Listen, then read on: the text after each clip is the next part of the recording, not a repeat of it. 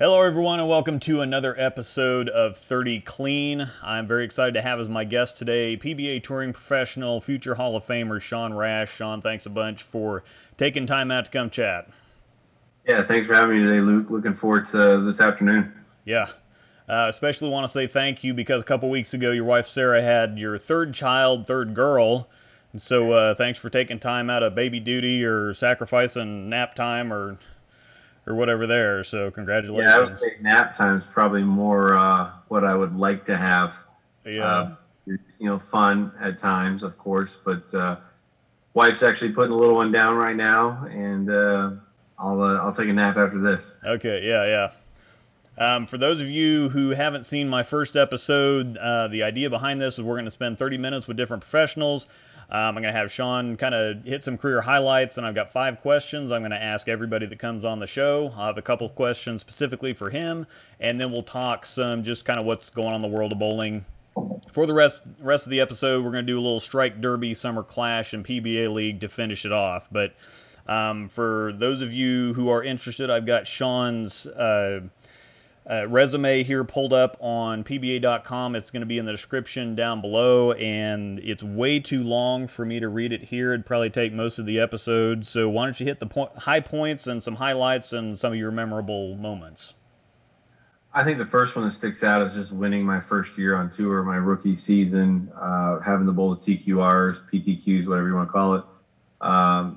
And it took me forever to break through. I was the alternate 6 or 7 times. I made it through in Atlanta, lost my first match, or actually didn't even make match play, but I at least made the field. And then I got to West Virginia, got in, made match play, and bowled really good through match play, bowling Turtle, Mike Fagan, and then Walter Ray in the round of 8. And then, winning there in front of my dad and my uncle. Just a moment I'll never forget. That one stands out the most because it got my career started. I was already with a ball company at the time, but it kind of gave me some security with an exemption on tour, a pretty good payday, and everything else. A couple other ones that really stand out. My first major at Miller Park, 4th win in a row, big stage, major, USBC Masters, one of the hardest ones to win. You got to have the luck of the draw through match play. Yeah. I bowled the defending champion my first match, Doug Kent. My second round, I bowled Jack Jerk, I believe, and shot 8-15 or something like that. And I bowled PBA national and major champions throughout the entire round of matches. Michael Haugen, PA, and then I bowled Jaros and Walter again. So just a lot of tough names to get through. A couple others that stick out, definitely in 2012 when I won PBA Player of the Year. Had to win the TSC really to captivate that. That was a tough one.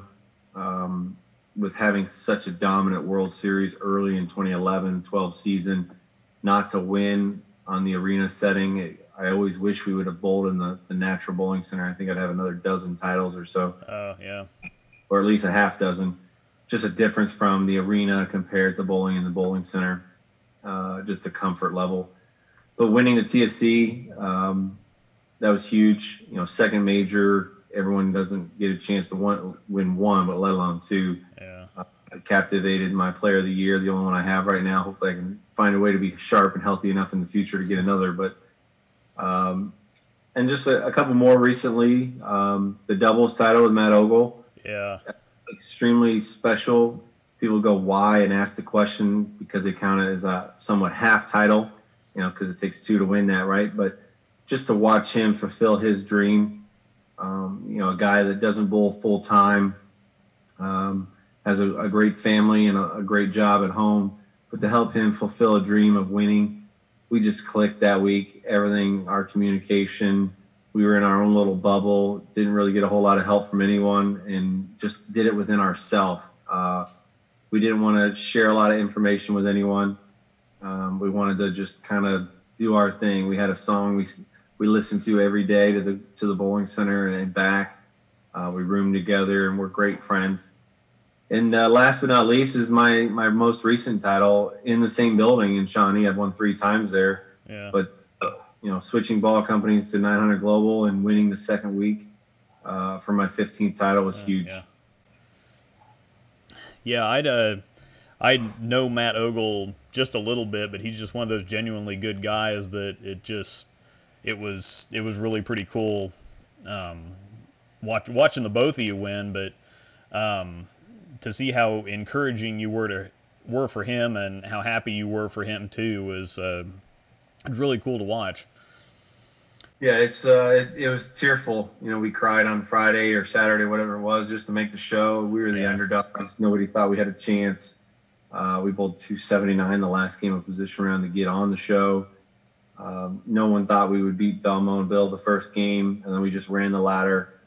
He threw 2 unbelievable shots in the second match to win. We bowled really good. We clicked well together. We didn't bowl good this year, unfortunately, because of an injury to my middle finger. I feel really bad. I mean, he beat me every single game in qualifying. I don't think he'll ever let that down. Yeah. Let it go. But just a great guy, great family, like I said, and I call him a dear friend. Yeah, good deal. So let's see. Let's get into a couple of questions here. And this one should be an interesting one. When everybody is growing up and they think about being on tour, most people think about the TV show. They want to get on a TV show that's kind of the lights, the cameras, the spectators, everything. But it's quite a bit different than match play or qualifying or whatever. Once you get on the show, you got lights everywhere. You got cameras where there's not normally cameras, spectators where there's not normally spectators, and then of course the thing where you said bowling in Miller Park too, which has got to be just a wild experience. So what is the most difficult or distracting thing for you about bowling on a TV finals? I think it's the complete silence more than anything. And that's why I love the BOPO Portland, Maine atmospheres. Yeah. We're kind of in our natural environment. During a tournament week, there's like 3 or 4 different parts of the event. You got practice session, you got qualifying, that's tournament number 1, match plays tournament number 2, and the step ladder is basically tournament number 3, and you got to find a way to realistically win all of them or qualify all of them to get to the TV show and then find a way to win. The step ladders are meant for entertainment. I guess the number 1 seed is probably not above 50% in the lifetime of the PBA. I'm not a historian by any means, but I know what the odds were last year. The number 1 seed did not win very often. I've won a lot out of the 1 seed. Both of my majors, I was the 1 seed, but I've also lost a lot out of the 1 seed as well. I think of Chris Barnes and Walter Ray and Parker Bone that come to mind just in my generations, that they could have so many more titles if it was just total pinfall. Mm-hmm. Walter's 47 and 50 something. Barnes is 19 and 38. It's just amazing how many more titles those guys could have if there was no TV shows. So, but realistically, we're considered entertainers like any other sport. Once we're on television, even during the event, we're supposed to put on a show, making splits and giving people high fives and signing autographs and taking pictures. All of that kind of is incorporated throughout the week. Yeah, and it's kind of unfortunate, like you say, that they can't do the total pinfall, but it would work, like they do with golf, but it doesn't really work to film it like that. And like you said, it is kind of a fan thing to set up, and it's the same for everybody. But at the same time, I think that being a bowler, if you kind of obliterate the field all week and then lose the title match, I imagine that can feel kind of rough. Yeah, Jacob Butcher's done it twice. The last 2 of the last 3 U.S. Opens. I led the U.S. Open last time and lost. I didn't lead by a bunch, but I led, so I feel like I won half the tournament. Yeah, and I think something that Verity mentioned when I talked to her too is that it goes so fast. And I mean, you're definitely quick. Yeah, I mean, you think of a 2-hour show, and if you're the number 1 seed, you really only bowl for 12 minutes of that 2 hours. Yeah, you're there for 2 hours prior. You're there for an hour after. I mean, it's a five-hour day just in the bowling center itself, not counting the anxiety and the breakfast and the lunch and dinners and everything else. There's a lot that goes into a TV show day. Yeah, and trying to sleep the night before, and Well, it depends on if you like to drink or if you like to just have a good meal, and how do you celebrate making a show. Everybody's different. Everybody clicks a different way. Cool. So let's see. You've traveled all over the world to bowl. Where are some of your favorite places to go? I love going to Asia, even though I'm not a big sushi guy. The spectacle in Asia is unbelievable for our sport. Japan, Korea, Singapore, Malaysia, Thailand is one of my favorite countries, mostly because of Sawalai and Jojo, two of the hosts and a competitor, Jojo. Okay. Just treat us so well over there. Definitely like going to Europe too. A way different atmosphere, more of a kickback, have a couple beers, and talk smack to one another. The Europeans love to go back and forth and jab at one another. Loved bowling in Australia. Beautiful country, a lot of great friends that live throughout Australia and the Gold Coast and parts of that country. But it's been a blessing to travel all over the world. I've probably been to 40 or so countries, counting the Caribbean on some vacations with the wife. But I never would have dreamed of playing a game for a living and traveling all over the world. And my body's paying for it now, but it's been so much fun. Yeah, and I've actually never been outside the country, and I'd love to go to all those different places. And so I watch whether they have it on TV or whether I catch it later on YouTube or Flow Bowling or something like that. It looks like so much fun, and I'd really love to get over there sometime. Or just anywhere, really. I would recommend the Caribbean first. Okay. Nice weather, good beaches, good food, and it's close to home. It's not as long of a travel day. Yeah. All right, so you mentioned that you're on Global 900 staff. So what are some of your favorite balls to throw right now? And have you had a chance to throw any of the stuff they made in Utah yet? Yeah, so to answer that last part, they're actually all sitting behind me, the 5 new balls. Oh, okay. The Honey Badger Revival, Volatility, Torque, and the Aspect. They're sitting there on my bar stool, as you can see. Yeah. A little video last night and talked about giving those away next week through the Facebook page on 900 Global. Okay. Currently, the balls that I've thrown, and I've thrown a lot, are the Honey Badger Solid, the White Hot, the Ordnance Pearl, the Flux and the Flux Pearl, and the Green Money Badger. Those have been kind of like my 5-6 ball arsenal.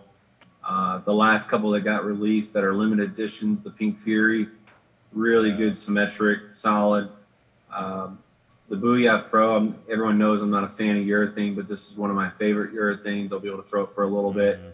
And even the Eagle has its place. It kind of replaces the tactical opposite that I like to throw at times. So they've got such a wide range of bowling balls top to bottom on both the symmetric and asymmetric side that I feel very confident in pretty much anything I drill and throw. Yeah, I think that's pretty important, seeing as how it's just a single company versus something like Brunswick where you've got 7 brands to pick from. But it really does look like they've got a pretty solid lineup top to bottom and gives you a bunch of different looks and a bunch of different shapes to work with. Yeah, when I was with Brunswick, we had 3 different brands at the time that I could throw, but I still stuck mostly to one brand, mostly because I was under the one umbrella, and that's what people recognize me for. Moving forward with Global going to Utah to have their balls made there, it's going to be the same deal where it's separated one brand, still owned by the one company, but the R&D departments have been working really well together already on this new collaboration of bowling balls that are sitting here behind me. And I'm going to put some holes in them next week, get some tests done. And even though we're bowling a PBA Tour Finals next week in Florida, these aren't legal yet. It'll be nice to finally get to throw them when we can find something to bowl soon. Yeah. So, being all around the world, you've been on tour for almost 20 years now. Come on, it's only been 15. It's only been, okay. 15 years and 2 months almost to the day. 20 years, and that man. Whew, that's 5 years ago. Yeah, but that's Hall of Fame eligibility there, isn't it? It is. Of course, you got to get voted in by your peers. It'll be a day I'll never forget. I do have the credentials to go in. Yeah. It's been a great ride so far, and hopefully I can keep adding to those numbers. But what a Hall of Fame honor it would be to join that group of players if I'm inducted. Yeah. So 15 years. I won't make you older than you are here, but. So, and again, traveling all over the world, I'm sure you got fans everywhere, but who are you a fan of, or who were you nervous, jittery, kind of stuttery to meet for the first time? Like I'm just kind of rambling here. Growing up in Alaska, I didn't really pay attention to the PBA. I played baseball during the summer. I just kind of bowled. I didn't even know anything about college bowling until I was about 16, 17 years old, bowling the Coca-Cola National Finals when I finally met Gordon Vatican in Houston, Texas in 1998. I had no idea I would go to college and bowl until I was basically a senior in high school.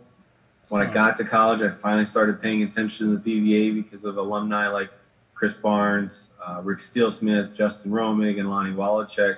And there's a deeper list, of course, but in 1998, I was lucky enough to represent our country on the junior team in Florida for the Tournament of Americas, and I met Chris's wife, Linda, Bob Learn, Joe Furpo, and got to interact with them, John Gaines too, and that's when I started bugging Chris. I guess I asked him for bowling balls all the time. Really remember that, but I'll take their word for it. Linda reminds me about it, and so does Chris. But Chris has been a great mentor and a friend. Parker Bone as well. Those are probably the two closest guys that kind of helped me get started.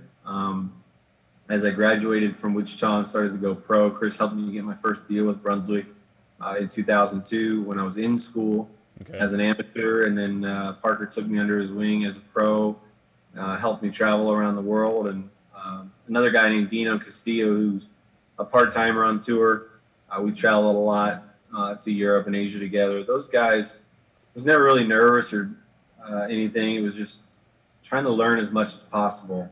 Being as hard-headed as I am, it's really tough to keep my mouth shut sometimes. And so I would open up and they put me in my place. But, thankfully they did. They definitely helped me become who I am today on tour. Yeah, I think I know some of the guys that you went to college with too, and I remember bowling the GMJBTs that Toby Contreras had put on in the area, and I always remember the buzz when Sean Rash is here, and so that was pretty cool. But I actually bowl a scratch league on Thursday nights in Lawrence, and Russ Wilson, Jay Futrell, Nick Vaughn, Bo McVeigh. You'll see those guys at a little tournament here on Sunday, but you were one of the standouts there, but you also had a bunch of great guys to bowl with too. Yeah, no, that group of guys I bowled with in college, you name a couple, Nick Vaughn, Bo McVeigh would have had a blast on tour. Yeah, his personality and lifestyle. I think Russ Wilson would have been pretty decent on tour with his couple tricks. Jay threw it hard. He would have had his moments. Nick was just so soft. All of them. Matt McFadden. There's a couple more guys too I probably could name that they could have given it a run. You have to have a certain passion first and foremost to do it as a job, but at the same time you got to love to travel and be away from your family, and that is so hard to do. This year, of course, is the exception of being home more than being on the road. But I've averaged over 200 days on the road since I've been on tour. Yeah. 15 years. I've traveled for 3,000 days in the last 15 years. It really takes a toll on your body, your mentality, your relationships with your friends here, your wife. I miss so much of my kids growing up already.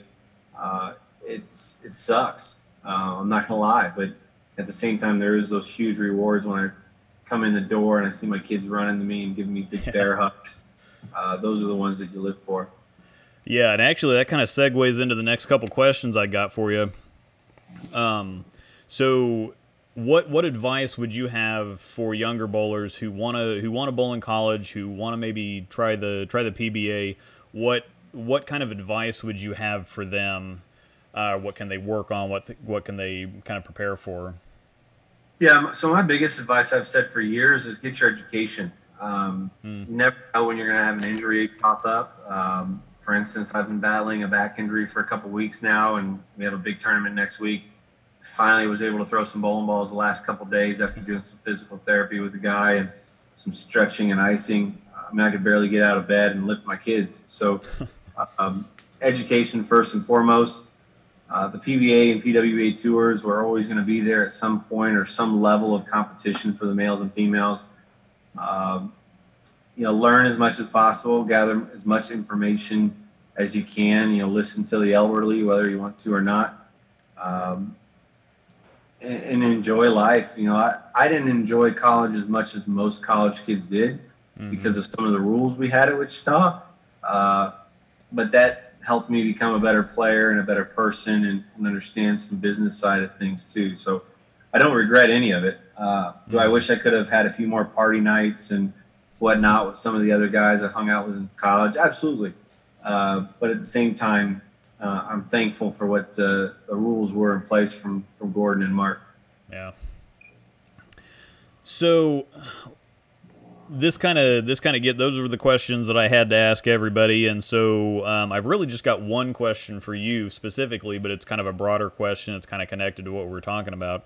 One of the things that irritates me the most when I see on social media is somebody that gets on there and said, it must be nice to get all that free stuff. I could be out there competing with those guys too if I got free bowling balls. So you talked about it a little bit, but talk a little bit more about the sacrifices and all the work and whatever it takes to not just be a professional, but to succeed at the professional level, and how much all that free stuff actually costs.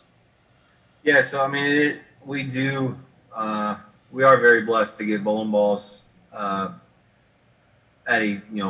basically free. But it costs us money to drill balls on tour. Some of us have very good sponsorships with our ball companies and others, industry partners, but I would tell anyone that thinks that they could compete with free equipment to come on out. I'll gladly get them some bowling balls and just live the life. It's hard.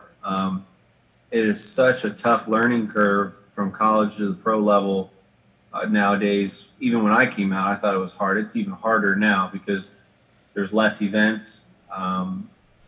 There is some more money, thankfully. Not a lot of money, but there is more. Because of the Bolero purchase and some of the things they've done over the last 2 years. But you still have the same 10, 20 guys that are competitive every week that are always towards the top. Belmo's put on one of the most impressive runs our sport has seen. They'll go down as one of the greatest of all time, as Walter will, as Norm will, Dick and Earl and a few others. Roth, changed the game too. But since I've been on tour, there's been a few guys that have changed the game too. Apparently, I did a little bit. Tommy Jones, Chris Barnes, Patrick Allen, and Jason Couch on the left side, and even Bone. There's a handful to 10 guys that I've competed against and still compete against that will go down as some of the best of all time, top 20, if not top 10, so to say. So, going back to the free equipment, it blows my mind. A lot of these people already get free equipment. I would do 5 years ago, I would have thought loyalty meant everything about getting free equipment. I think now it's about who you know, how you react on social media, doing the right things, saying the right things. Loyalty only goes as far both ways, right? Once they're done being loyal with you, they're done. Yeah. They're ready to move on. So stay loyal, say the right things, do the right things, practice your butt off, stay in close connection with everyone. If you're a free agent, because you never know when that door may open to sign with Storm, Brunswick, or Motive. Those are the three companies that are out. That's it. You have Rotogrip and Global and the other brands at Brunswick, but there's only 3 huge manufacturers left, and they dictate everything. So you don't want to have one bad bridge with one of those 3, or you're kind of done. And there's a few players on tour that have bounced around since I've been on tour that they have nowhere else to go. Yeah. So better hope it ends well where they're at. I've been very thankful to work for two great companies now. I had a long tenure with Brunswick, and I respect everything that they're doing. But I'm truly appreciative of the new direction I've taken starting this year, and what a family and group of people at Storm and at 900 Global. They're just great people. Yeah. Yep, I've been with just a regular staffer with Storm for five years myself, and they've taken pretty good care of me, and so you're definitely in good hands over there. All right, so let's talk a little bit about the Strike Derby, the Summer Clash, and a little PBA League here. We've got about 5 minutes left, so how crazy was the Strike Derby? Because that just looked like just completely wearing yourself out repeatedly. Yeah, so the practice deal the day before, we watched Kyle Troop go through about a dozen practice rounds on 2 lanes, 3 lanes, and it was supposed to only be 2 lanes. You would have seen a lot less strikes in that time frame. Adding that 3rd lane helped add strikes and whatnot. Yeah. But I got off to a really good start the first round. Won my first match against Sean Maldonado. Probably should have won the second match too. I didn't strike the last 7 shots I threw out of 17 or 18 shots I threw. Lost focus a little bit. I think I was 7 for 10 or 7 for 11, and I started trying to throw too many shots instead of quality shots because I knew 10 or 11 strikes would be perfect to get through, and of course I lose by 1.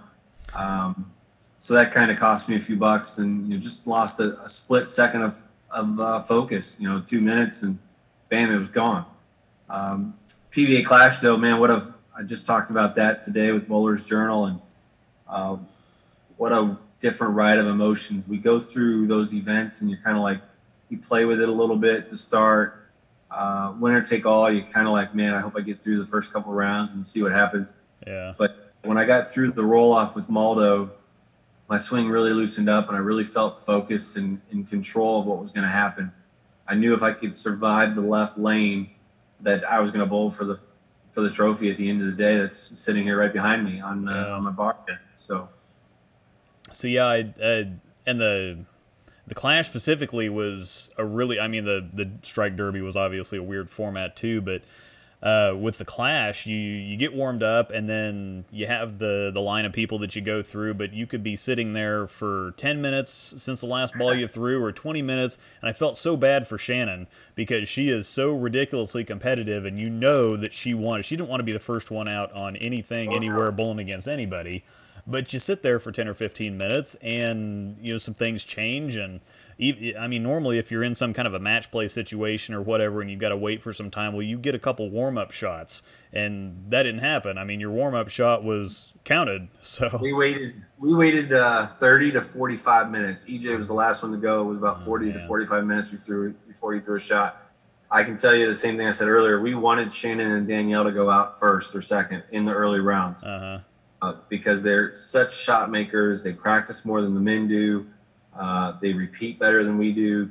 We knew that if it kept going, there wasn't going to be a lot of shots, and the lane wasn't going to transition a lot, that we would have our hands full. So the lane that transitioned the most was actually the left lane compared to the right lane, because everyone played the first round differently.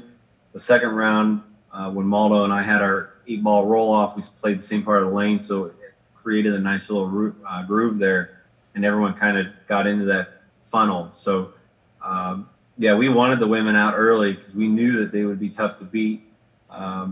Same thing with Simonson throwing the backup ball, which was unbelievable, remarkable, insanely risky, fun to watch. He was going to be tough to beat as well. He finished 3rd. It was going to be a slow shot or a ring 7, and thankfully he threw it slow. He had the whole lane to himself, no changes. So 2 really good, unique formats. Something you're not going to see every day. There's a reason why they have these special events once a year, and it gets people talking about them, positive and negative. It gets some interaction between fans and sponsors and players. And I look forward to going back. As defending champion of one of them, I hope I get the automatic invite. Yeah, those are definitely. I mean, they're more built for fans, but it kind of pushes you guys, I think, a little bit, and it's Oh, just definitely a push. fun and something, just a different format to kind of break some stuff up and have a little bit more fun. But a couple more minutes here. Let's talk. Let's have a couple quick thoughts about the PBA League. They had the 2 expansion teams, and then the PWBA season got canceled, and so they added 2 women's teams. So you're on one of the new expansion teams, the Brew City Ballers, I believe. Correct. Yeah. Part of Milwaukee. I mean, just ironic. Win my first major in Milwaukee. I live in Chicago, Yeah. hour and a half from Milwaukee. Very excited to be on Marshall Holman's team and have teammates like Dick and Ryan and Chris and Zeke. We have a great chemistry already. We've known each other. 3 of us have known each other for a long time. Chris and I are on the same ball company. I've bowled doubles with Ryan. Zeke and Dick bowl doubles together. A couple of us had the same personality and want to win so bad like Marshall does when he was in his prime bowling on tour. Yeah. It's a lot of fun when we get on TV September 27th, 28th for the PBA League. Yeah, I'm pretty excited about that, and I'm a huge PWBA fan too, and so I was excited to see that they added the 2 women's teams. I was talking a little bit with Verity about looking at the list of who they had to draft from, and it's like just the first glance through it, I want 15 of those names, and you only get 10, and each of the team captains only get 5. So I think it's a good opportunity for the women, but how interesting is that going to make transition if you have, say, your team bowling one of their teams? Yeah, we don't know what the formats are going to be yet until television, where there's step ladder matches, right? You got to beat that person to keep going. We don't know what the qualifying is going to be, if there's bonus pins, if it's 6 games, 12 games, 24 games. Are we staying on the same lane? Are we rotating? There's so many things that's going to go on. I would agree that there's probably 5 or 6 women that could have been picked that weren't, but the same thing with the men's. Yeah. Is it a shame that we didn't add 2 more men's teams instead of the women's? Yes, because there is 5 or 10 guys that would love to be a part of this. But at the same time, we're having a chance. I look at the bigger picture on this, and something that some of the higher-ups look at it too, where sports want to see men and women bowl. Yeah. This is an opportunity for the women to be showcased on Fox Sports 1. This is a huge bonus for the women. This is a huge bonus for our sport. Sponsors that sponsor our tour may now sponsor their tour. Maybe some of their sponsors will start sponsoring our tour. Yeah. The opportunities, people, it's just, there's so many other pros to it than cons. The con is that we took 10 spots from the PBA men. The pros are way deeper than the one con of 10 guys that didn't get picked. So Yeah. I feel for my fellow male bowlers, absolutely, because I'm friends with 10 of the 50, there was 24 guys that didn't get drafted, I believe. 10 more of them could have. Same thing with the women. They had 15 or 25 that didn't get drafted that could have. The international guys, we don't even know if they're going to make it yet. So we might have to draft. I think there's 11 international players in the PBA League on the men's teams. All of the 10 on the women's teams are here in the United States, so we don't have to worry about any of that, even though some of them are from overseas or other countries, I should say. So we might draft another 11 guys that live here in the United States. It is what it is. Like I said, I look at the bigger picture. This is a huge home run for the PBA, PWBA, our sponsors, our sport. Other major sports might not even be playing, so we might be the only game in town. Even a bigger audience and bigger draw. Yeah, and I think no matter how many teams you have, there's always going to be those few outside the bubble that could have realistically been there. I think it's motivation for them too to work harder and make themselves one of those kind of no doubt picks that everybody thinks. So yeah, they're definitely getting drafted. So yeah, if you want to get drafted, work harder. Practice more, make more spares, win more matches, make more cuts. Listen, draw notes, whatever it is, find a way to get that 1 spot higher, 2 spots harder. We were talking earlier about ball contracts. Be visible. You want to get a ball contract, be visible, not on just social media, but bowling events and post positive things and not being negative, those are the things that get you selected to special events, part of teams, ball contracts, and all the other good things that come with our sport. Yeah.